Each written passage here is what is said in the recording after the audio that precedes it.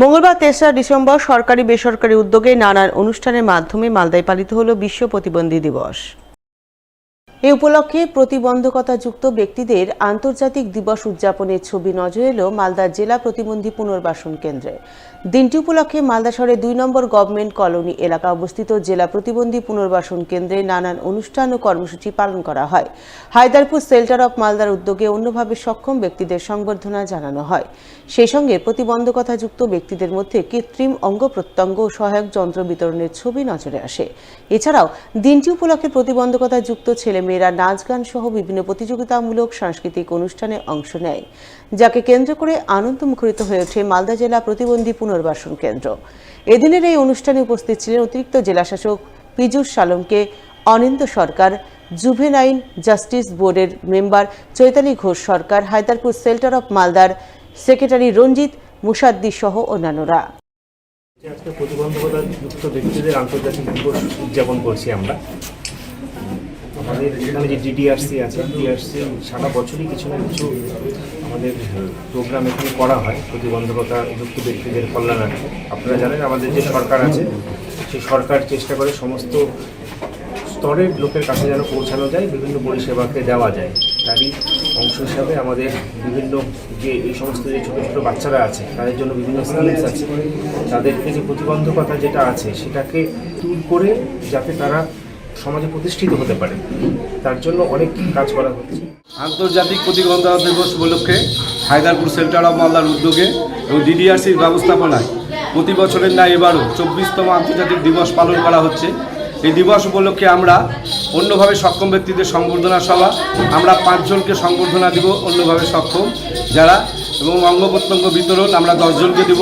সহায়ক যন্ত্র, আর্টিফিশিয়াল লিম্স সহ ট্রাইসাইকেল, হুইল চেয়ার, কানের মেশিন, বিস্কিট, এগুলো প্রায় আমরা ১৫ জনকে, প্রায় আজকে ৫০ জনকে আমরা জিনিসপত্র দিয়ে সহযোগিতা করি।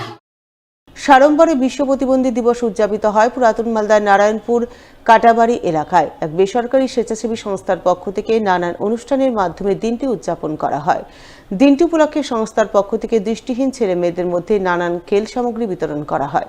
এছাড়াও দৃষ্টিহীনদের জন্য ক্রিকেট প্রশিক্ষণ কেন্দ্রের উদ্বোধন করা হয়, যা ফিতে কেটে আনুষ্ঠানিক উদ্বোধন করে মালদা জেলা পরিষদের সভাধিপতি দীপিকা বর্মন ঘোষ, পুরাতন মালদা পৌরসভার চেয়ারম্যান কার্তিক ঘোষ সহ অন্যান্যরা।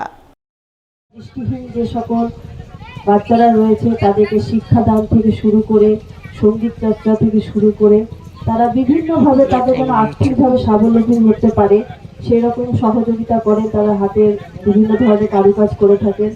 তেনারা আমার জেলা পরিষদে আমার চেম্বারেও তারা গিয়েছেন এবং আমাকে বিভিন্ন ধরনের তারা হাতের যে কাজগুলো রয়েছে তারা দেখিয়েছেন। তাদের হাতের কাজ দেখে আমি খুব খুশি যে তারা এত সুন্দর জিনিস তৈরি করতে পারে এবং তাদের প্রতিভাকে তুলে ধরেছেন। আজকে যে দাবা খেলা রয়েছে তাতেও তারা যে খুব সুন্দরভাবে অংশগ্রহণ করেছে। তারা এইভাবে খেলাধুলায় অংশগ্রহণ করুন এবং এগিয়ে যাক।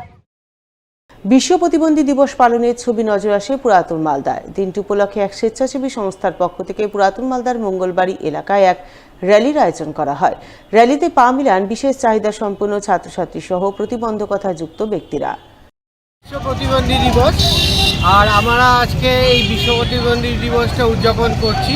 এই প্রতিবন্ধীদের তাদের মধ্যে থেকে যে ট্যালেন্টগুলো আছে তাদেরকে আমরা বের করবো। এই ট্যালেন্টগুলো আজকে এই পৃথিবীর সমস্ত কর্মকাণ্ডে তারাই লিড করবে বলে আমরা এই পদযাত্রাটা করছি।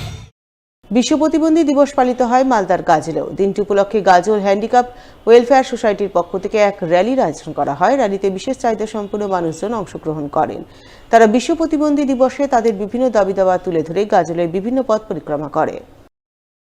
বিশ্ব প্রতিবন্ধী দিবস উপলক্ষে আমরা যা আজকের প্রোগ্রাম, আমাদের প্রথম প্রোগ্রাম হচ্ছে র্যালি, তারপরে হচ্ছে এদের নিয়ে আমাদের কিছু আলোচনা, তারপরে এই প্রতিবন্ধীদের একটু ফুডিংয়ের ব্যবস্থা এবং শীত বস্ত্র কিছু বিতরণ করার ব্যবস্থা আমরা এই র্যালির মাধ্যমে যেটা দাবি করছি সেটা হচ্ছে প্রতিবন্ধীদের যা পরিকল্পনা, সেই পরিকল্পনাগুলো বাস্তবে যেন রূপ হয়, এটাই আমরা চাই।